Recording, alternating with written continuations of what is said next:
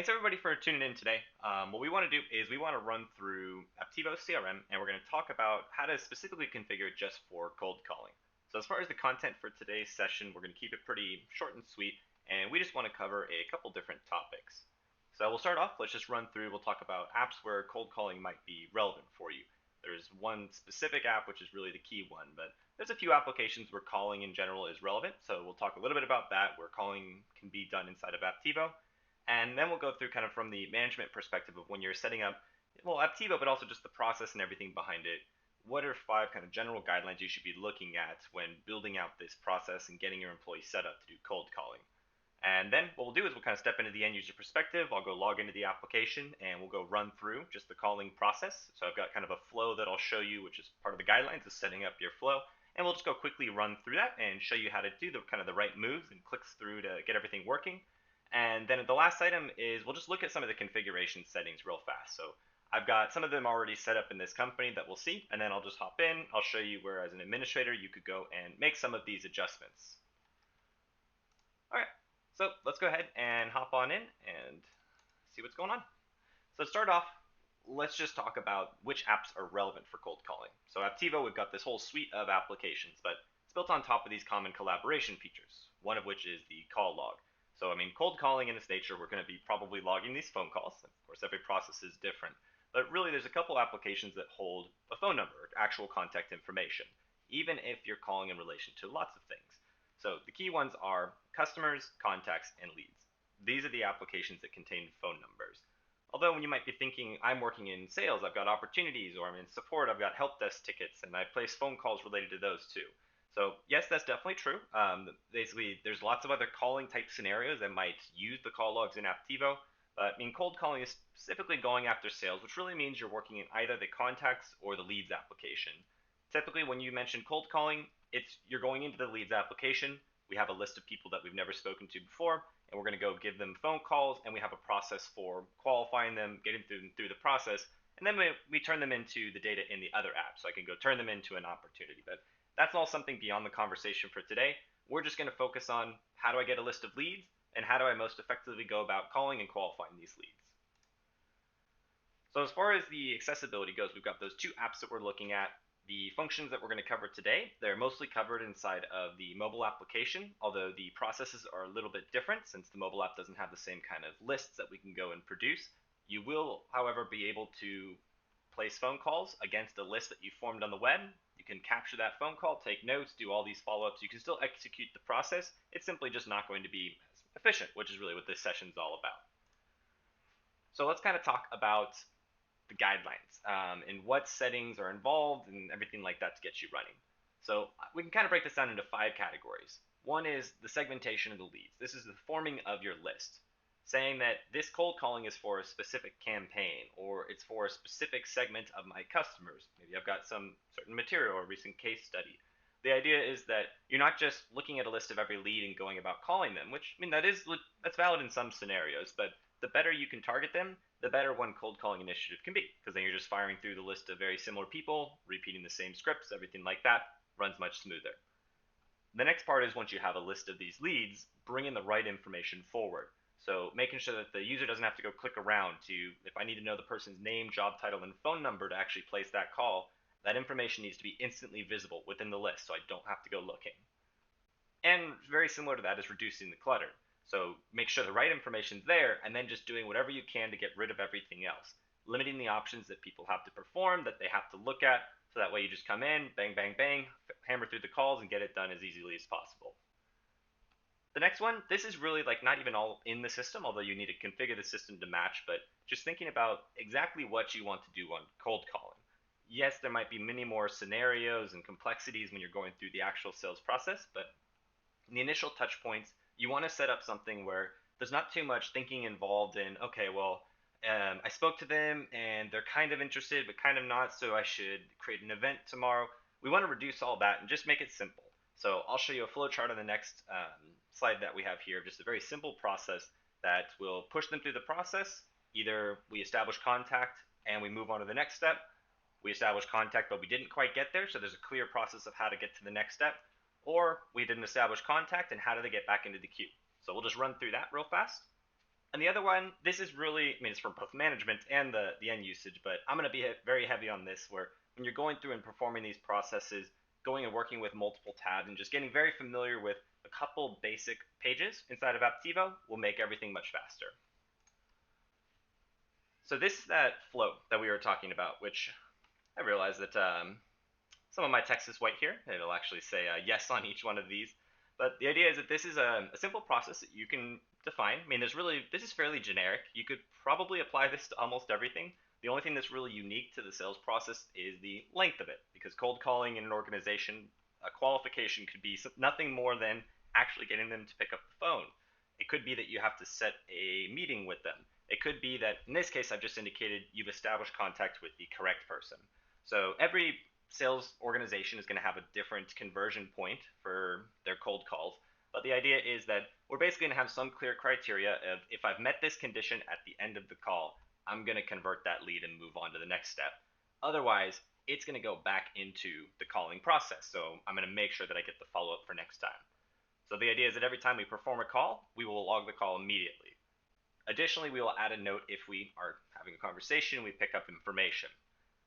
Then during that, we're going to look at a decision. So did anybody pick up the phone?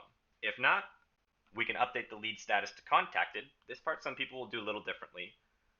And then we determine, well, we didn't set a time to talk next, so we go and schedule a follow-up. That's one of our types of reminders. So the idea is that no matter what, we get a follow-up, then it pops into the calendar, and we can go right back through that cycle. And we keep going until either it goes dead or until we get that conversion. Otherwise, if they picked up the phone, you still might have gotten the wrong person. So we're just going off, like in this example, I've got a public directory of schools, and this is the photography business who is trying to call all of their clients or just call all these schools and offer their services for the yearly yearbook photos and such. So in this case, their conversion point is, did I get in contact with whoever manages the yearly school photos? So in that case, if they didn't, they'll still update it as contacted, and maybe they got a time set up to talk next week because they're going to go chat internally, and maybe you can get the connection then. So in that case, there's just a different type of follow-up. And there's actually more types of reminders in Apptivo than a follow-up in a calendar event. And this is following one of those principles of just reducing the clutter. Whereas you can go and remove some of the activities, although yes, there could be an internal task. I've simply just simplified this process and said either you have a time to talk or you don't. Either way, we're setting a reminder. It's simply just going to go in a different spot so we know who has scheduled it in. So that's kind of our cold calling process that we would go and execute. And the next step is, let's go in and check out what that looks like. Okay, so I'm logged in here, as an admin and the end user, but we're still going to be able to show the same process. When the user first logs in, they'll come in and they'd be able to see all their previously scheduled activities and follow-ups. These are the things that had popped up from my previous sessions. I could take action on these directly, but for the sake of this, let's go ahead and start off with, I'm going to go pick up a list and start cold calling. So as an administrator, you can go and pre-configure these lists. You might be doing this as an ongoing fashion. Well, this week we're running off this list. The next week you create another one. So there's a whole view system in place for us to generate these lists. That's where we're coming down to the concept of creating a well-targeted list. Every attribute that we have, like the location of them and everything like that, is searchable inside of here. So I could come in and say that today we're going to target all of our schools, and I only want to find people that we have not yet contacted. So I could target based on a region or anything like that, then I can create that. So typically what you're going to want to do is whenever you're about to start a cold call list, you want to make sure that you save a view. But there's one more step, which is we mentioned bringing the right information forward. So in that case, in this company, I've configured a cold calling list layout. So you'll see that once I filter my leads appropriately, I apply that list layout. And now I just have the person's name, where they work, I have any phone numbers on file for them, plus their city, state. And if we scroll over a little bit, I can see the last time I've contacted them, which in this case, we've never contacted anybody. So that's my list layout, and you could adjust this. So for example, I wouldn't have to scroll right because all of these can be resized, so we can go into the settings and fix this up, which will actually go at the end of the session.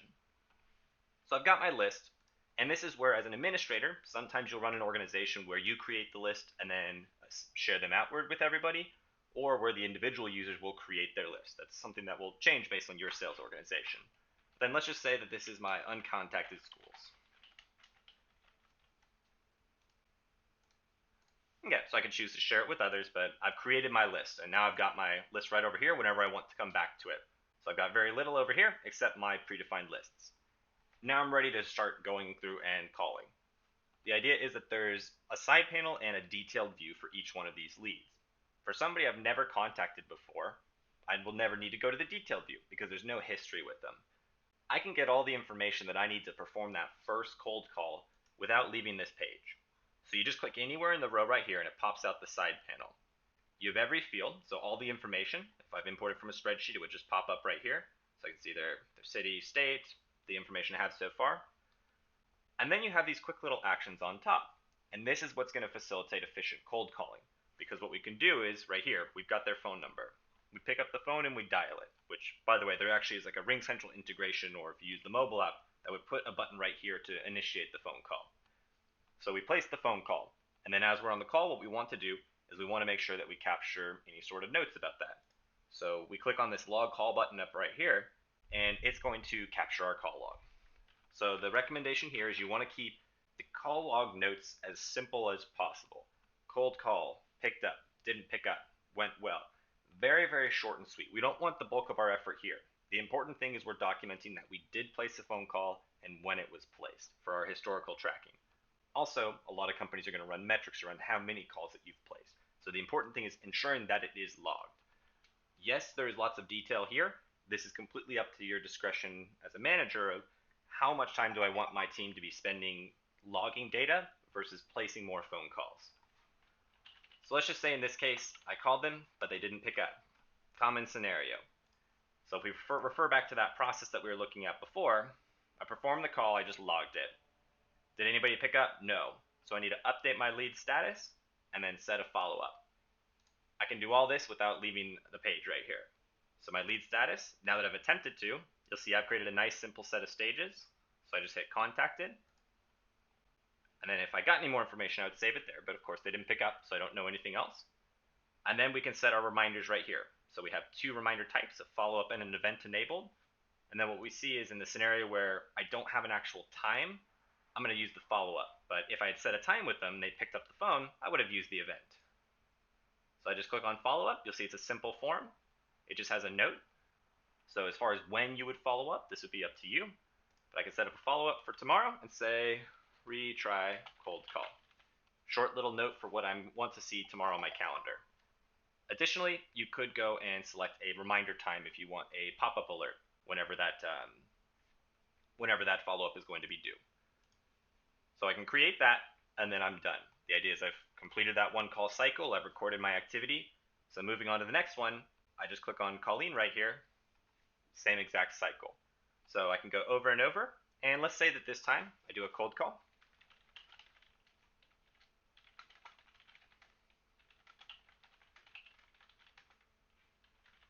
Okay. So just taking a quick note that basically says, oh, okay, I got another call with their entire team. So hopefully at that point I can go get in contact with the right person. So I can capture that phone call. And then in this scenario, we got the right person, so I'll just use the event instead. For those of you who have the Google Apps integration, I can go invite them right here, and it would actually send them a calendar invite.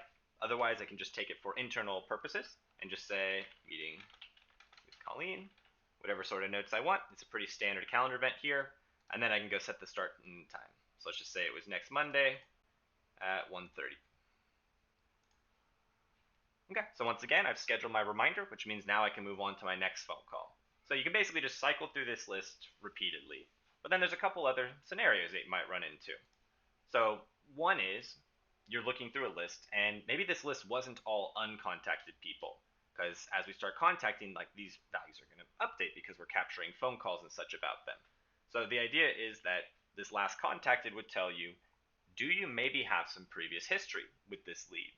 Because when you're going through a list of leads, but some of them have or have not been contacted, you might want to look at when you called them before or any notes that you've taken before you get on a call with them again. So that's the scenario where you want to go to the detailed view, and then this is where multiple tabs comes into play. So the idea is that I still don't want to leave my list. Like I'm cold calling right now, or I'm performing the work on this list. I don't want to leave it. So normally I can click on these more details, and that would take me straight in, and it would just change the page. So I click on Colleen here, It's going to change my page. I've navigated away from my list. And now I have this tabular view where I can click on her newsfeed and I can see the history. So I can see that we just captured a phone call and we recorded an event with her. If I look on her overview tab, then you'll see her last contacted date now reflects that the last time we contacted her was at 1:30, just a few moments ago.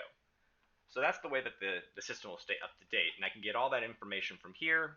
I can capture any past notes, or if I want to see like the details of all my past call logs and their notes, everything is captured right here in this detailed view. But I can get to this detailed view without leaving my previous page, because I can still click the back button, and you'll see I've got to go back like 5 or 6 times, but here, I'm back in my search results. But I could have skipped that. First, I'll open up the side panel of somebody. So in this case, you see my list is reloaded. So when I'm opening up the side panel, I've got the 3 dots up here. This link can be opened up in a new tab. So I can right click on it, I can open in a new tab, or if you know, you can hold down the control key and click on it, or you can click on your middle mouse wheel. All of them will have the same effect. And now I've got the detailed view of the lead in another tab, so I can be checking out their history. When I'm done, I can still capture my phone calls from right here if it's convenient for me. It's all the same exact functionality. But when I'm done, I just close that tab, and I'm still right there on my list, and I can move on to my next one. Okay, so that's kind of the process as far as an end user running through. What I wanted to do with the last few minutes of this session is just quickly go run through some of the configuration settings that drive that. So let's just kind of quickly do a rewind. We're talking about segmenting your leads well.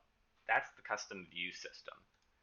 You already saw me do that where I can run a search and then I can apply a list layout and save it. But one thing you might do is potentially you're only using the leads application for cold calling. So you could skip that entire step of applying the list layout here. So inside of the settings area, you use the master layout to create fields. So first you have to create the field to segment them. Then the list layout says when I'm browsing through them, what field should I see? So I could actually take my cold calling layout and make it the first one on top. And then those adjustments of like making the column widths different that we were looking at before, I could come in and I could do that up there and make that reflect. So you can tweak all these as a standard, and that way, if I just go and bring up any list, even if I go bring up all of them, now I'm going to see that fresh layout that I've applied. Okay, so then the next item was bringing the right information forward, and that's the same exact feature. So it's just creating the fields to segment, then going and setting up your layouts properly. Now, reducing clutter, there's really 2 key features you want to look at. One is, I mentioned I've disabled some activity types. So what I actually did was I shut off some of these tabs up here that I decided we weren't going to use in this scenario. There's a setting called collaboration. It's the first setting in here. And each one of the tabs can be turned on or off. So what I did was, we might have some files that are relevant to the customer when we reach the later stage in the pipeline. But at this point, there's no document that a customer would ever send to us. So I just turned the feature off. Same thing for tasks. We made the decision that we're only going to be setting simple reminders, either a follow-up or an event, depending on whether we have time or day. We're not going to have any internal tasks other than that. We might use them later on in other applications, but we're going to turn that off within the leads application. So you can either turn them off or restrict them to a certain segment of people. And then the other item was views. So when I was browsing through, you saw I've got just a couple lists over here. And I could even shut off all of these, but then my views is my custom ones. So I can actually rearrange this. Like if you work strictly out of the My Views section, this Views area of the settings, it allows you to set the default home page that you go to. So you could go to a specific view. And then on the left panel, you'll see there's actually a few of these that I've disabled. So what I've done is I've disabled some, and then I could come in and we could rearrange them. So maybe My Views is on top and Shared Views is right up there with it.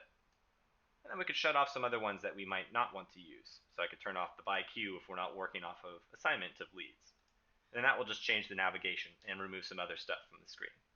So going through there, and then also, really the other part is removing the fields. So when you're looking through each one of these pages, you can actually delete fields. There's even some very advanced stuff you can do, like changing what appears based on what type of lead you're working with. So if I go and I adjust one of these fields, I can make school details disappear. So a lead in a different stage could have different information present. So those are some of the tools to get rid of the clutter. The follow-up process really is just you set up the process, we disable the features to match our process, and then what we had is we set up just a couple simple lead statuses. So that's like a very basic, just standard field you'll have in here, is the lead statuses will have a couple by default. But what I did was I just renamed them and made mine uncontacted contacted, converted, meaning won, or dead, meaning lost. So that way there's not really too many cases, it's just we've been in contact with them before or not, and or they're alive or dead. Okay, the last one was working in multiple tabs, which doesn't really require any sort of settings. So with that, what we're going to do is we'll go ahead and wrap up this session. If you'd like to learn more about kind of the CRM in general or the Ring Central, you can just head on over to the website. You can find more information inside of the help menu right here. You'll see there's a user manual. You can check out the blog for upcoming updates. And then the answers is kind of the full documentation where you'll find all the granular details on how to use each one of these features. So with that, thank you very much for attending, and we'll catch you next time.